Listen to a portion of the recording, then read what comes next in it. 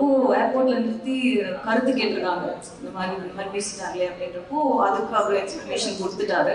எனக்கு என்னோட கருத்தை நான் அன்னைக்கே பேசிட்டேன். அப்போ ஐ திங்க் யாரோ கேட்டிருக்காங்க, இது என்ன லால் சலாம் படத்துக்காக ஸ்ட்ராட்டஜியா இல்லை இது வந்து நீங்க ஆல்ரெடி பிளான் பண்ணி வச்சு பண்ணதா அப்படின்ற மாதிரி கேட்ட மாதிரி எனக்கு கேட்டுச்சு.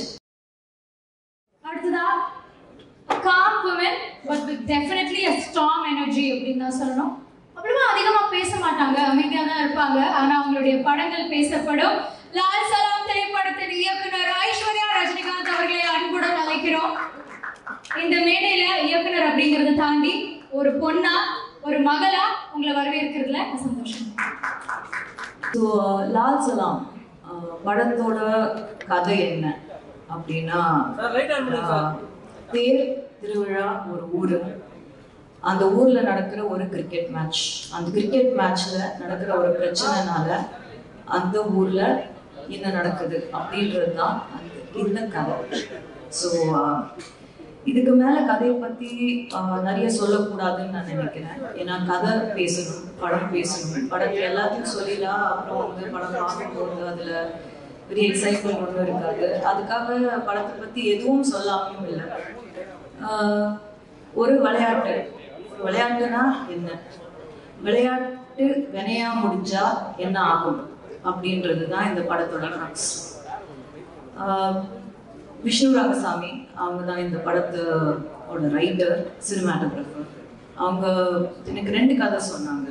ஃபர்ஸ்ட் அப்போ வந்து படம் பண்ற ஒரு ஐடியால இல்லை, நான் வந்து ஆக்சுவலி ஒரு மியூசிக் வீடியோ பண்ணேன். அது கூட சும்மா ஒரு டைம் பாஸா சரி பண்ணலாம் அப்படின்றதுனால பசங்க வளர்ந்துட்டாங்க.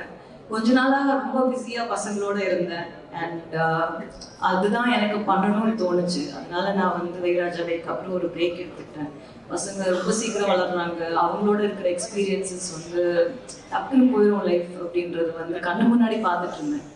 சரின்னு அந்த பிரேக் எடுத்த டைம்ல இது சும்மா டைம் இருக்கு அப்படின்றதுனால பண்ணப்போ he happened to be the cinematographer. Actually நான் வந்து கேட்டது மற்றவங்க நிறைய பேர் கேட்டேன், பட் அந்த டைம்ல அவங்க வந்து there was no dates, so he happened to come.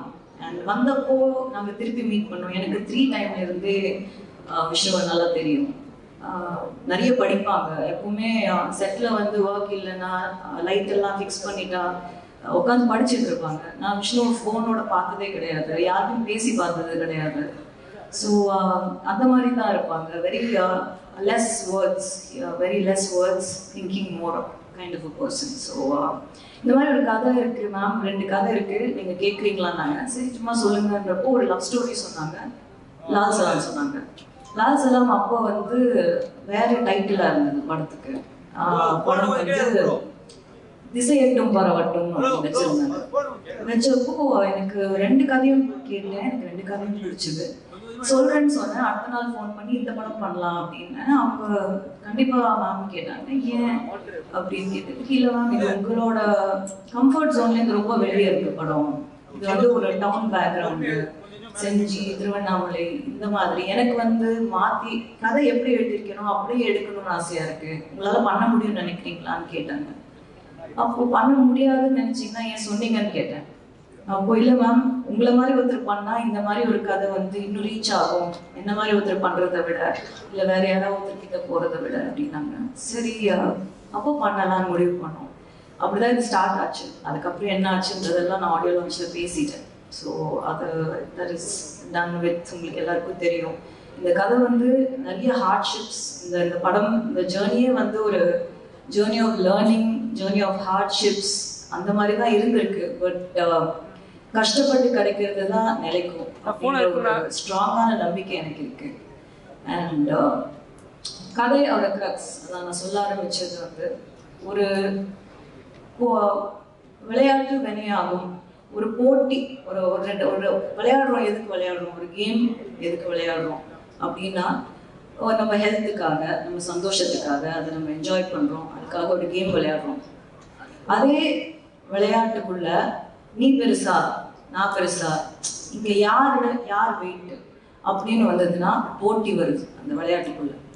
இந்த போட்டிக்குள்ள பொருள், பணம் எப்போ வருதோ, ஒரு பணத்துக்காகவோ இல்லை ஒரு பொருளுக்காகவோ ஒரு அவார்ட் அந்த மாதிரி இருக்கிறதுக்கு இந்த போட்டியும் இந்த கேமை விளையாட ஆரம்பிக்கிறப்போ அது பிஸ்னஸாக மாறுது. இந்த பிஸ்னஸ்க்குள்ள, இந்த பிஸ்னஸான ஒரு விளையாட்டுக்குள்ள அரசியல் அப்படின்ற ஒரு விஷயம் வரும்போது அந்த போட்டி பெரிய வெறியா மாறுது. இதுதாங்க கதை. இதுதான் லால் சலாம். இந்த கதை, இதுக்கு மேலே இதை பற்றி நான் சொல்ல வேண்டிய அவசியம் இல்லை. ஐ மீன், இந்த இடத்துல நீங்கள் படத்தை பார்க்கணும்னு நான் ரொம்ப ரொம்ப ஸ்ட்ராங்காக விரும்புகிறேன். அப்போ படம் அரசியல் பேசுதா அப்படின்ற ஒரு கொஸ்டின் வருது. படம் ஒரு சின்ன அரசியல் பேசுது. படம் வந்து ஒரு மக்களுக்கு சார்ந்த ஒரு அரசியல் பேசுது, மக்களுக்குள்ள இருக்கிற அரசியலை பேசுது. எனக்கு என்ன பொறுத்த வரைக்கும் நான் ஸ்ட்ராங்காக நம்புற ஒரு விஷயம் என்னன்னா, ஆதார் கார்டு ஒரு சிட்டிசனா, ஒரு குடிமகனா இருக்கிற எல்லாருக்குமே அரசியலோட ஒரு பங்கு இருக்கு. நம்ம இல்லைன்னு சொல்லவே முடியாது. இங்க அரசியலுக்கு பார்ட் இல்லாம எந்த ஒரு கண்ட்ரியுமே இயங்காது, எந்த ஒரு டெமோக்ரஸியுமே இயங்காது. அரசியல்ன்றது வந்து எல்லாத்துலேயும் இருக்கு. அதை நம்ம பார்க்குற விதம் தான் எப்படின்றதுல தான் சேஞ்ச் இருக்கு. ஸோ இதுதான் லால் சலாம்ங்க. இப்போ I have to talk about my team. அன்னைக்கு எனக்கு டைம் அவ்வளோவா கிடைக்கல. I'd like to start. என்னோட டீம் எப்படி அமைஞ்சது அப்படின்னா, அது வந்து என்னோட technical team. Like I said, நாங்கள் ரொம்ப ரொம்ப ரொம்ப சின்ன டீம். யாருக்கும் வெளியே எங்களுக்கு தெரியாது. அது ஆர்ட் டைரக்டராக இருக்கட்டும், எடிட்டராக இருக்கட்டும், என்னோட காஸ்டியூம் டிசைனராக இருக்கட்டும், கேமராமேன், த ஹோல் டீம் யாருக்கும் தெரியாது. ரொம்ப அண்டர்டாக்ஸ். யாருக்கும் வந்து இவங்கெல்லாம் சேர்ந்து இவ்வளோ பெரிய படத்தை எடுத்துட்டு வந்தோன்றது எங்களால் நம்ப முடியல. ஒரு வாட்டியும் இந்த மாதிரி ஸ்க்ரீனில் பார்க்கும்போது தான் வந்து அது சிங்கே ஆகுது, நாங்கள் எங்களால் பண்ணோம் அப்படின்றது. இட்ஸ் ஆல் ஒன்லி ரீசன் என்னன்னா, ஒருத்தருக்கும் அவங்களுக்குள்ளே இருக்கிற ஃபெய்த் அண்ட் பிலீஃப், எங்களால் முடியும் அப்படின்றது.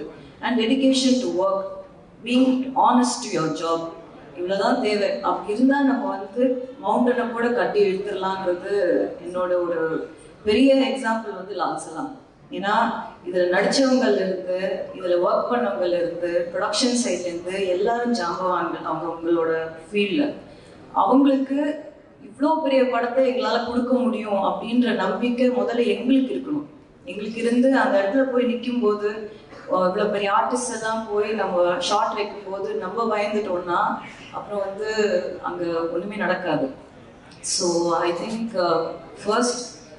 first and foremost I'd like to thank my production, Laika Production, Subhash Anna, for being like a family and for giving me this opportunity and this stage and this film.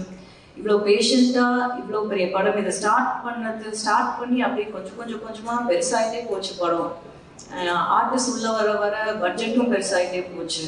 So அதையெல்லாம் என்ன மாதிரி ஒரு 2 film volt டைரக்டரை நம்பி கொடுத்தது வந்து கண்டிப்பாக அவருக்கு நான் நன்றி சொல்லணும். அவரோட பேஷன்ஸுக்கு, தமிழ் சார் இங்கேருந்து அதை கோஆர்டினேட் பண்ணுறது, லண்டனில் இருக்காரு, அதெல்லாம் time zones. It's all very difficult. That whole section of it is very complicated. அது அண்ட் உதயண்ணா ஆப்வியஸ்லி படம் ரெடி ஆனதுக்கப்புறம் ஜென்ரலாக வந்து உதயண்ணா படம் பார்க்காம அவரோட பேனர் பேரை போடவே மாட்டார். அவர் அதில் ரொம்ப பர்டிகுலராக இருப்பார். பட் நான் வந்து ஜஸ்ட்டு ஒரு 15 மினிட் கட் மட்டும் தான் அவருக்கு காட்டின உடனே அந்த கட்டுக்காக அவரோட பேரை போட விட்டார். ஸோ அது கண்டிப்பாக இருக்கணும், தேங்க்யூ சொல்லியே ஆகணும். Then I have to come to my team, the crew. I'll start with செந்திலையா வந்து அப்பாவோட அவ்வளோ ட்ராவல் பண்ணியிருக்காரு, அவ்வளோ எக்ஸ்பீரியன்சஸ் இருக்கு, என்ன சின்ன வயசுலேருந்து பார்த்துருக்காரு. அவருக்கு இந்த மாதிரி ஒரு கேரக்டர் என்னால் கொடுக்க முடிஞ்சுது அப்படின்றது வந்து காடோட பிளெஸிங். டெஃபினெட்லி அவர் என் படத்தில் இருக்காரு அப்படின்றது எனக்கு வந்து ரொம்ப பெரிய பிளெஸிங். அவர் வந்து வாழ்ந்திருக்காரு கேரக்டர். நீங்கள் பார்த்தீங்கன்னா உங்களுக்கு புரியும். அவர் தான் ஆக்சுவலி பார்த்தீங்கன்னா அவரை சுற்றி தான் வந்து கதையே நகரும்.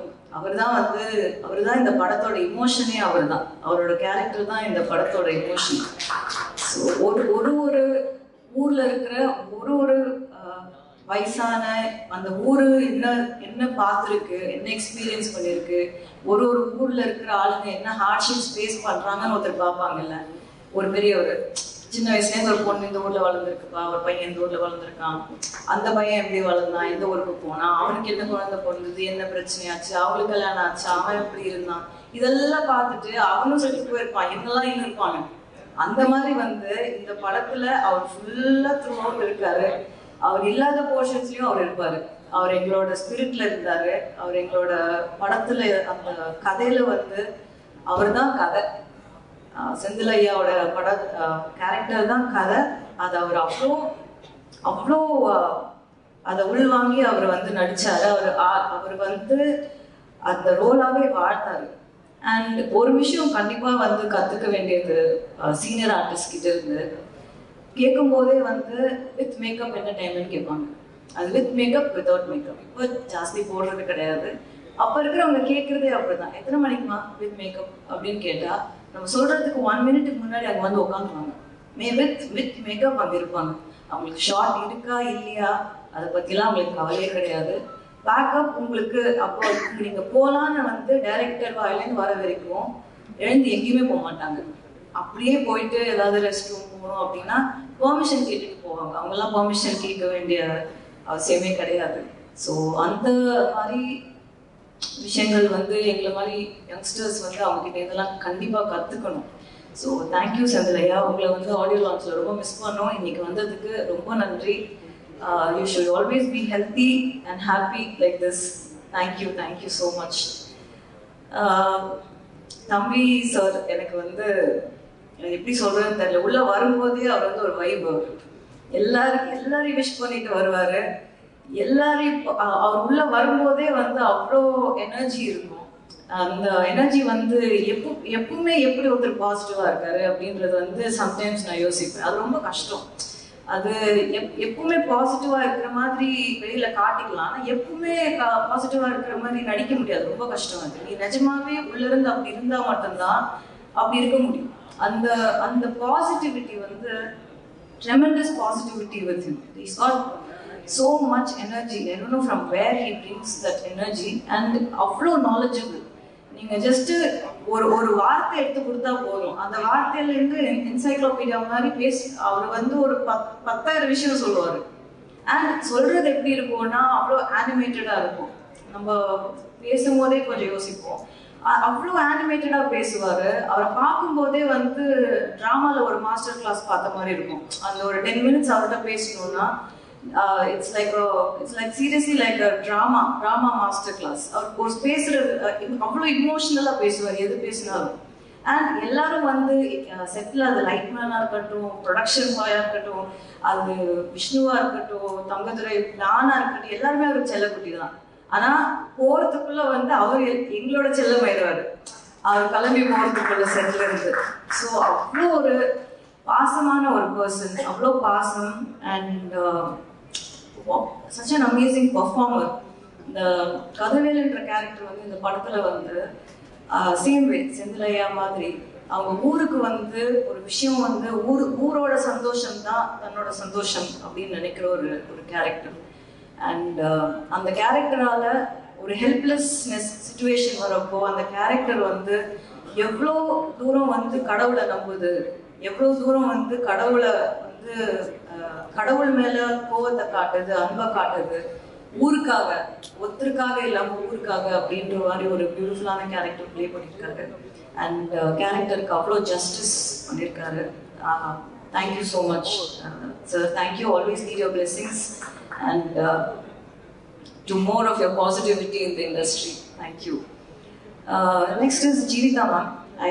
அவங்க ஆக்சுவலி இந்த படத்துல வந்தது வந்து ரொம்ப ஸ்ட்ரேஞ்சா இருந்தது. ஏன்னா டு பி ஆனஸ்ட் படம் வந்து அனௌன்ஸ் பண்ணதுக்கு அப்புறம் அவங்க 2 டாட்டர்ஸுமே நடிக்கிறாங்க.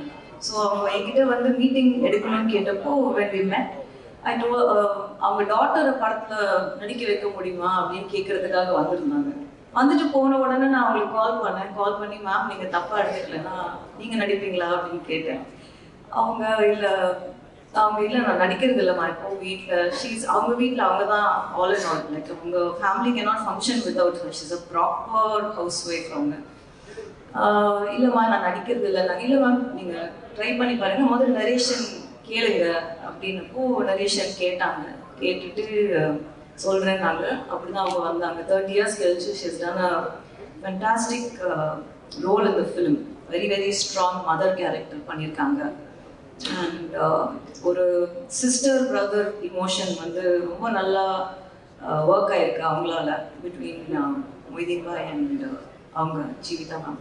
ஸோ அந்த I have to thank her for being a part of this film, for enhancing and making the character more strong and complete in the film. So next is Munnar sir. Ramesh sir மாதிரி ஒரு dedicated person, involve person வந்து கூட எப்பவுமே நம்ம வச்சுக்கணும். அது எப்படின்னா ஒரு வெல்விஷர், நம்ம நல்லா இருக்கணும், நம்ம ஜெயிக்கணும். அதுக்காக நான் வந்து ஒரு டைலாக், ஹாஃப் அ டைலாக், ஒரு வேர்டாக இருந்தால் கூட அவர் வீட்டிலேருந்து கிளம்பி வந்து பேசி கொடுத்துட்டு அதுக்கு ஒரு ஹாஃப் அ டே வெயிட் பண்ணி கூட பேசி கொடுத்துட்டு போவார். அந்த மாதிரி டெடிக்கேஷன். அண்ட் ஸ்டோரி சென்ஸ் வந்து அவ்வளோ ஸ்ட்ராங் ஸ்டோரி சென்ஸ். அண்ட் ஏதாவது ஒரு கொடுக்குற இன்புட்ஸ் எல்லாம் வந்து அவ்வளோ கரெக்டாக இருக்கும், அவ்வளோ கிளாரிட்டியோடு இருக்கும். அண்ட் ஒரு 4 பேஜ் டைலாக் கொடுத்தாலும் அதை வந்து அப்படியே மனப்பாடம் பண்ணி பேசுவார். அது எப்படி பண்ணாங்கன்னு தெரியல. இன்ஃபேக்ட் படத்தில் டைலாக் வந்து தம்பி சாருக்கு அப்புறம் அவருக்கு தான் ஜாஸ்தி இருக்கும். அண்ட் அவ்வளோ நல்ல டைலாக்ஸ் அமைச்சிருக்கு அவருக்கு படத்தில். தட் இஸ் அவ்வளோ மோட்டிவேஷனல் டைலாக்ஸ், அவ்வளோ பாசிட்டிவான டைலாக்ஸ் வந்து அவருக்கு படத்தில் அமைச்சிருக்கு. அண்ட் அவரோட கெட்டப் வந்து கண்டிப்பாக எல்லாரும் அப்ரிஷியேட் பண்ணுவாங்க. எங்களுக்கு ரொம்ப பிடிச்சி என்ஜாய் பண்ணி பண்ணோம் அவரோட கெட்டப் படத்தில்.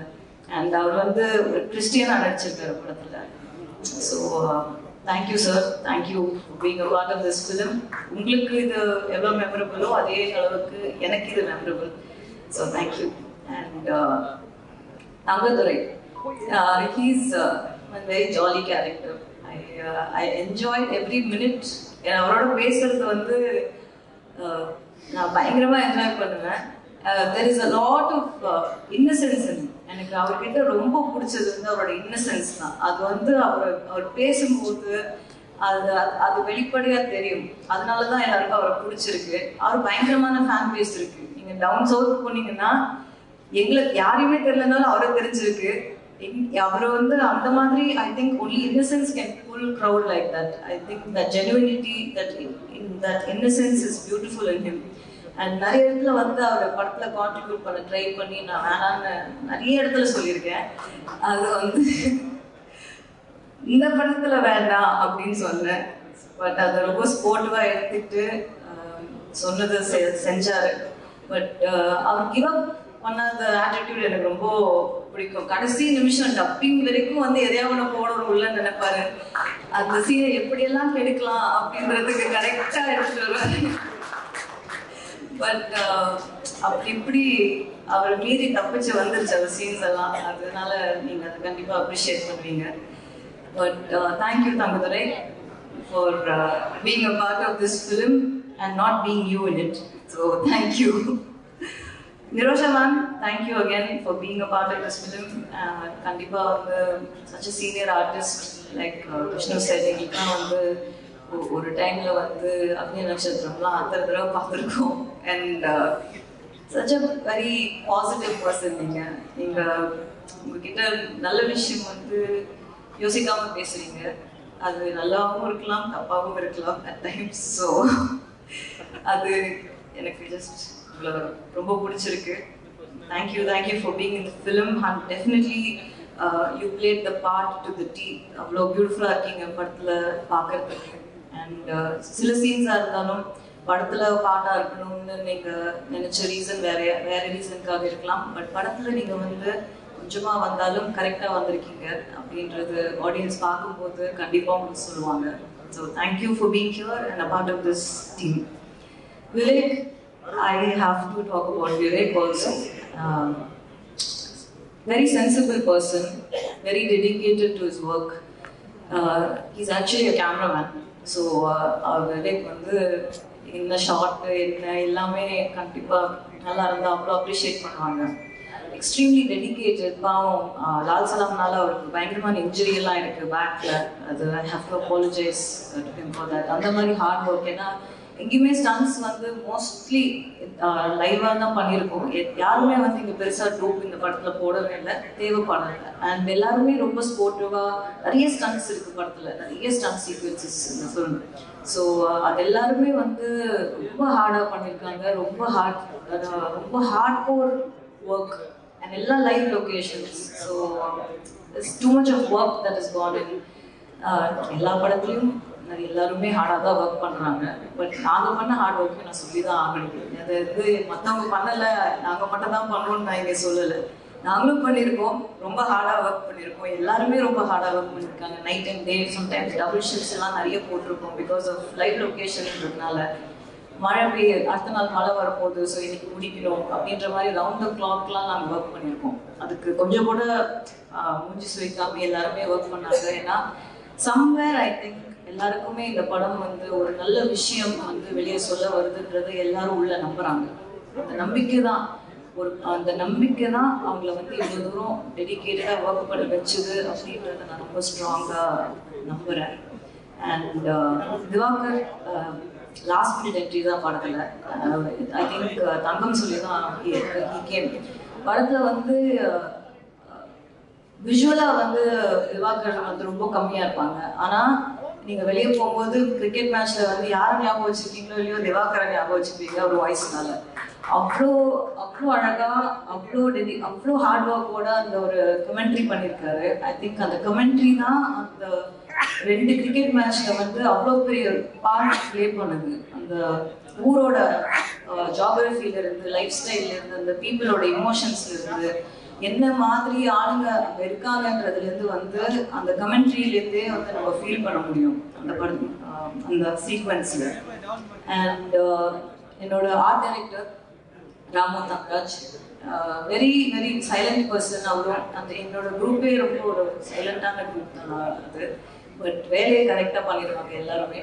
ரொம்ப டெடிக்கேட்டட், ரொம்ப இன்ட்ரெஸ்ட் எடுத்து சின்ன சின்ன நியூஆன்சஸ், சின்ன சின்ன டீட்டெயிலிங். ஏன்னா கதை வந்து 90s செட் ஆனதுனால சின்ன சின்ன டீட்டெயில்ஸ் கூட வந்து ரொம்ப அழகாக எடுத்து ரொம்ப ரிசர்ச் பண்ணி டைம் எடுத்து பண்ணுவாங்க. பாவம் நாங்கள் தான் டைம் நிறைய யார் கொடுக்குறது, எங்கே டைம் கொடுக்குறோம். இப்போ ஷார்ட் வச்சா வந்து ஓடுறது தான், அங்கேருந்து வந்து பேக்கப் வரைக்கும் எப்போ முடிப்போம், எப்படி முடிக்கிறதுன்னு அந்த மாதிரி எடுத்தோம். ஐ திங்க் ஒரு 91 days we have shot for this film. அந்த 91 daysமே வந்து எக்ஸ்ட்ரீம் லேர்னிங் எக்ஸ்பீரியன்ஸ் அது ஒருத்தரோடையும்.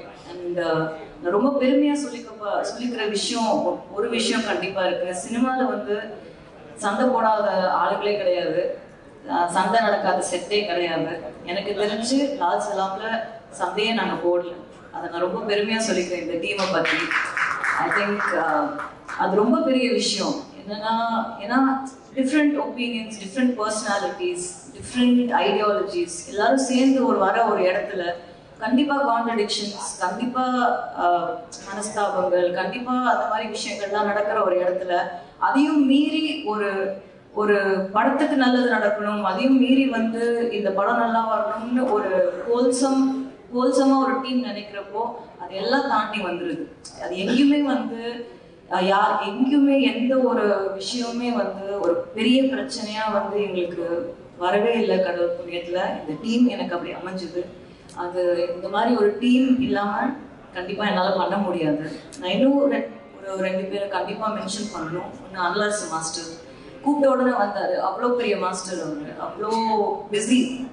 அந்த ஸ்கெட்யூலையும் வந்து சரோட ஒரு 2 ஃபைட் சீக்வன்ஸ் இருக்கு, வந்து பண்ணி கொடுத்துட்டு போங்கன்னப்போ இம்மீடியட்டா வந்தார். I think he was with Indian பண்ணிட்டு இருந்தாருன்னு நினைக்கிறேன். அந்த டைம்ல கூப்பிட்டப்போ இம்மீடியட்டா வந்து பண்ணி கொடுத்தாரு.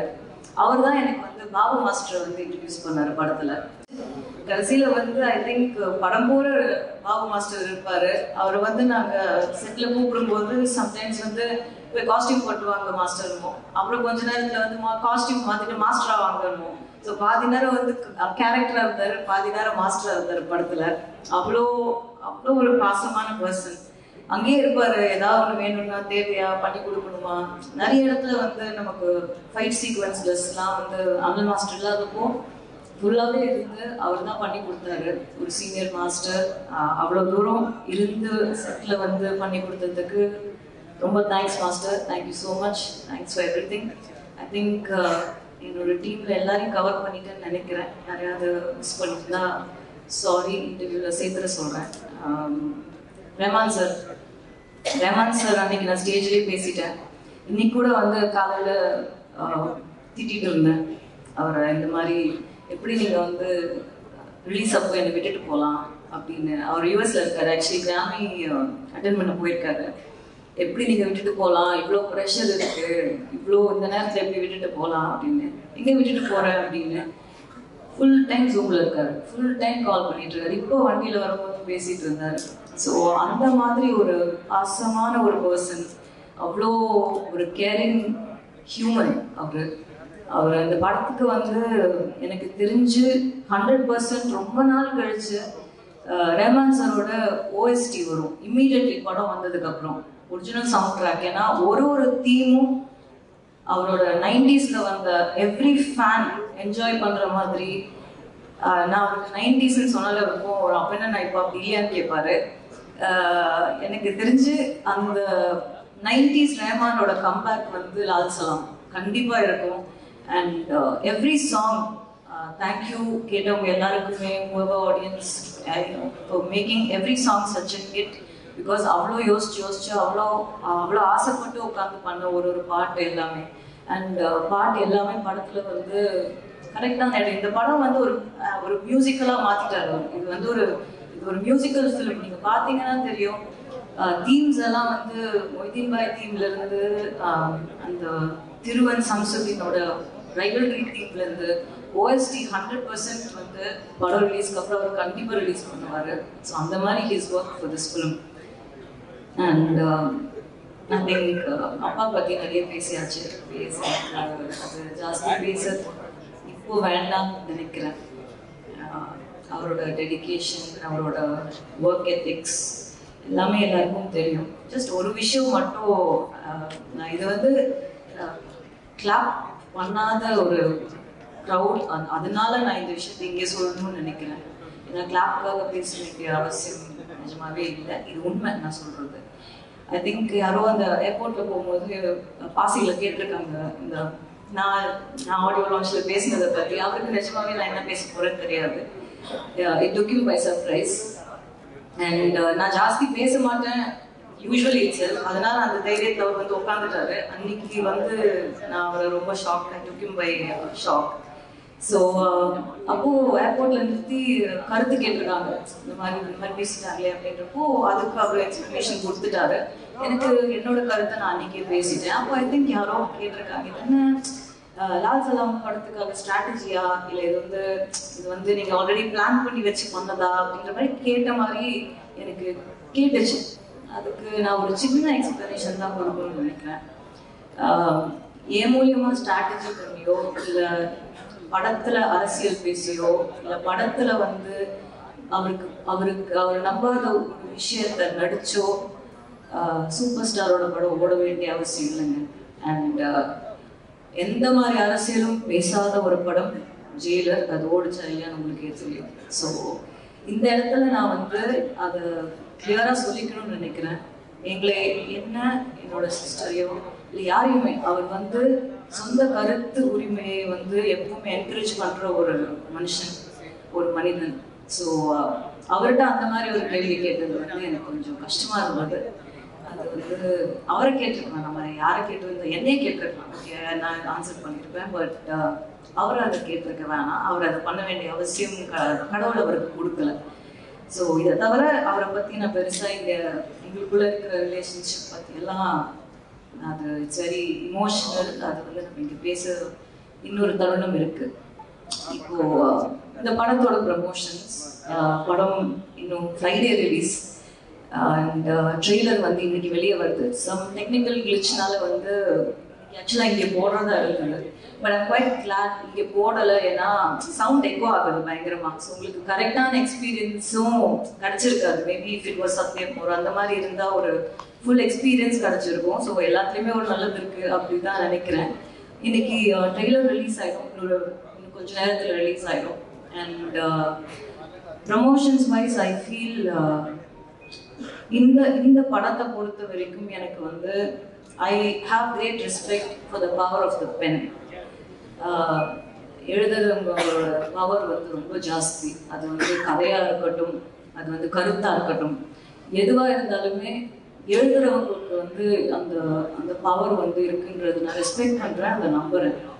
ஸோ இந்த படத்தோட மிகப்பெரிய ப்ரமோஷனாக நான் நினைக்கிறது வந்து ப்ரெஸ்ஸும் பீப்புளும் இந்த படத்தை பார்த்து இதை எங்கே கொண்டு போய் சேர்க்கணுமோ அவங்களால மட்டும்தான் சேர்க்க முடியும்.